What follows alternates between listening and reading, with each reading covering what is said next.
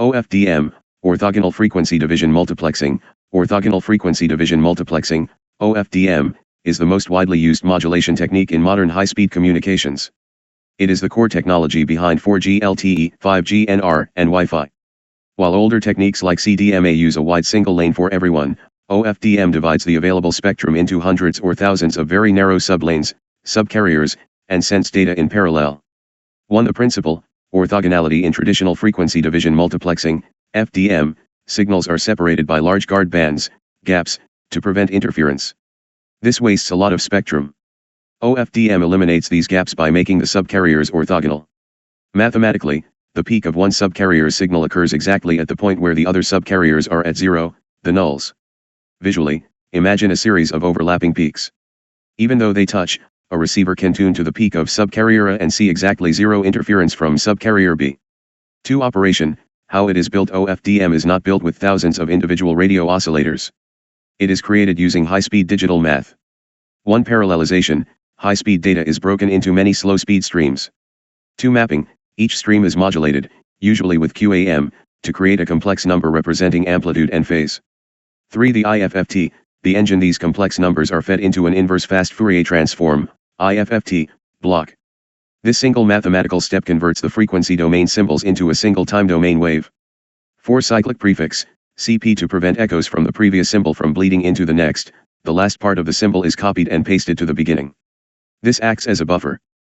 3. Mathematical description. The baseband OFDM signal for one symbol period is the sum of orthogonal subcarriers, the data symbol, QAM/PSK, on the TH subcarrier. Total number of subcarriers. Duration of the useful symbol. The TH complex sinusoidal subcarrier. The subcarrier spacing is exactly, which is the minimum distance required to maintain orthogonality. 4. Advantages and disadvantages. Advantages: spectral efficiency, no guard bands mean we can pack more data into the same frequency space. Immunity to multipath, because the data rate on each subcarrier is very slow, the symbols are very long. This makes it easy to ignore echoes, multipath, that would ruin high-speed single-carrier signals. Simplified equalization, instead of complex math to clean up the whole signal, the receiver only needs to perform a simple one-tap correction for each individual subcarrier. Disadvantages: peak to average power ratio, PAPR. When all subcarriers peak at the same time, the signal becomes very strong for a split second. This requires expensive, high-quality amplifiers to avoid distortion. Frequency sensitivity: if the receiver is moving fast, Doppler shift, or its clock is slightly off, the peaks no longer align with the nulls, and the orthogonality breaks down, causing intercarrier interference, ICI.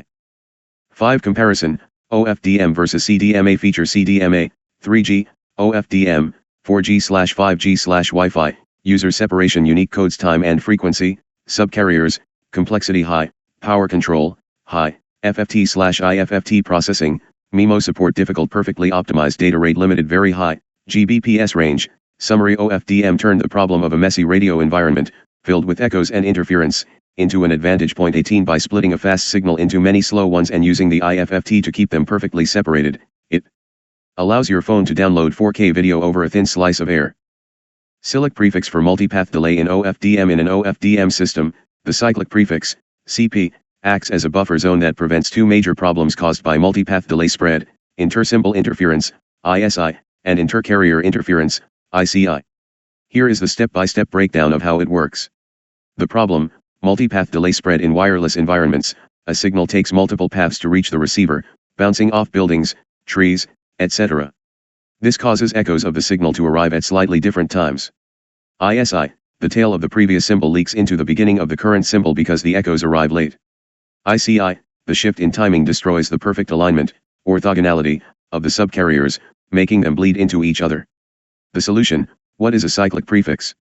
Instead of leaving a silent gap, guard interval, between symbols, we take a small piece of the end of an OFDM symbol and copy it to the beginning. Why copy the end? If we just use silence, a zero padding guard, we would stop the previous symbol from leaking in, but we would lose orthogonality. By using a cyclic copy, the signal looks continuous or periodic. To the receiver's math, the FFT, a shifted version of a periodic signal, still looks like the original signal, just with a slight phase shift. How it prevents interference, step by step. Step 1, absorption of echoes, preventing ISI. The receiver is programmed to ignore the first part of the received signal, the CP duration. As long as the length of the CP is longer than the maximum delay spread of the channel, all the messy echoes from the previous symbol will arrive during the CP period. By the time the receiver starts its actual data window, the FFT window, all the interference from the previous symbol has finished ringing. Step 2. Maintaining orthogonality, preventing ICI. Because the CP is a copy of the end of the symbol, the received signal within the FFT window appears to be a circularly shifted version of the transmitted symbol. In digital signal processing, a circular shift in the time domain is equivalent to a simple phase shift in the frequency domain. This keeps the subcarriers perfectly centered on their nulls, ensuring they don't interfere with their neighbors. Step 3. Linear to circular convolution. Mathematically, a radio channel performs linear convolution on a signal. However, the FFT math at the receiver assumes circular convolution. The cyclic prefix effectively tricks the math into seeing a circular convolution. This is the reason why OFDM can use a single tap equalizer, simple division, to fix channel distortion, rather than the incredibly complex equalizers needed by other technologies. The trade-off, efficiency versus protection. You cannot make the cyclic prefix infinitely long. Redundancy, the CP carries no new data. If it takes up 25% of your symbol time, your total data speed drops by 25%. Power, you are spending battery power to transmit redundant bits. Point 14 Summary table feature without CP. With CP ISI high, symbols overlap, eliminated, echoes trapped in CP, ICI high, orthogonality lost, eliminated, circular properties kept, equalizer extremely complex. Simple, one tap, efficiency 100% slightly reduced, redundancy. Circular convolution. To understand why OFDM works so well, we have to look at the mathematical trick that the cyclic prefix, CP, performs. It transforms the physical reality of the radio channel, linear convolution, into the mathematical convenience of the receiver, circular convolution. Mathematical proof, linear to circular convolution. The physical channel, linear convolution. When you transmit a sequence through a radio channel, the received signal is the result of linear convolution, where is the length of the channel impulse response, the delay spread. In linear convolution, the tail of one symbol leaks into the next, causing intersymbol interference, ISI. The CP transformation let be the FFT size, the number of subcarriers. We prepend a CP of length, where the transmitted block becomes, when the receiver discards the first $G samples, where the messy linear interference lives, and looks at the remaining $N samples, the math changes. Because the beginning of the block is now a copy of the end, the term effectively wraps around the block. The circular result for the samples inside the FFT window, the operation becomes, where denotes circular convolution. Why this matters? The DFT property, the most important property of the discrete Fourier transform, DFT, is that circular convolution in the time domain is equivalent to pointwise multiplication in the frequency domain, received symbol on subcarrier, transmitted symbol on subcarrier, channel frequency response at subcarrier. Conclusion, without CP, you would need a massive, complex equalizer to undo the channel.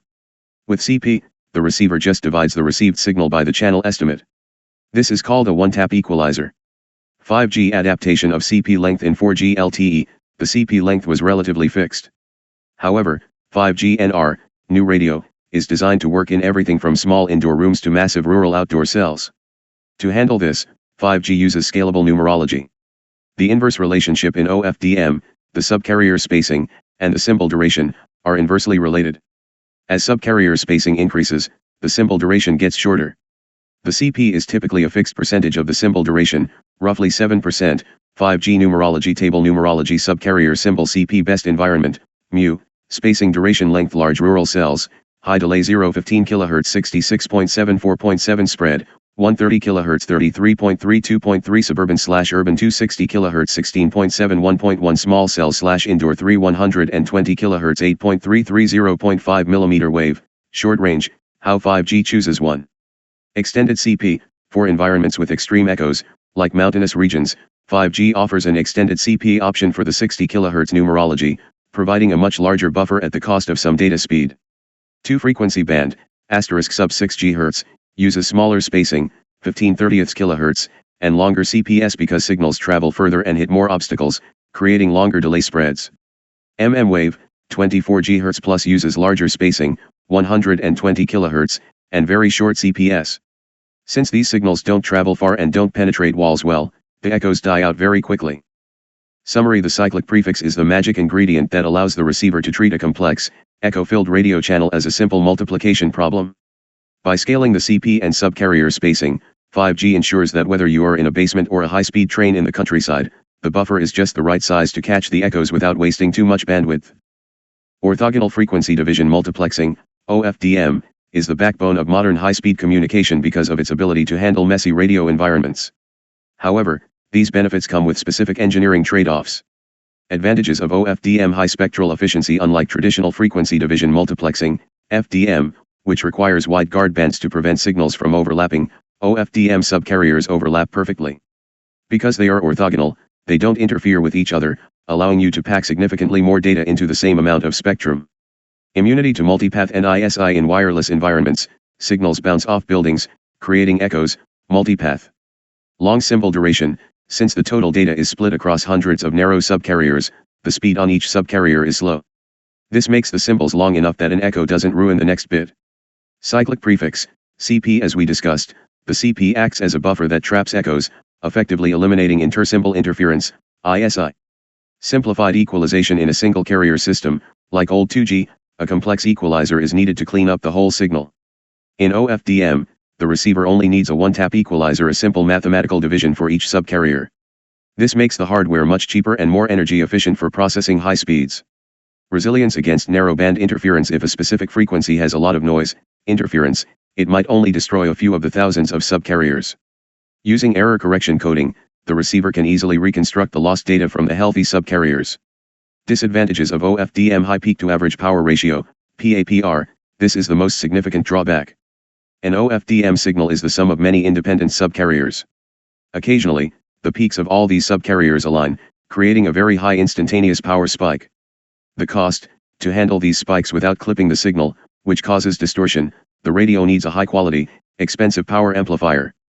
Efficiency loss: these amplifiers must operate at a lower average power level, back off, which drains battery life faster. Sensitivity to frequency offsets and Doppler shift. OFDM relies on perfect orthogonality. If the receiver is moving fast, example in a high-speed train, the Doppler effect shifts the frequency slightly. Intercarrier interference, ICI. Even a tiny shift means the peaks of the subcarriers no longer line up with the nulls of their neighbors. The subcarriers begin to bleed into each other, causing the data to become corrupted. Sensitivity to phase noise: the oscillators in our phones and towers aren't perfect, they jitter slightly in phase. Because OFDM subcarriers are packed so tightly together, this jitter can cause them to overlap, requiring very high precision and expensive clocks.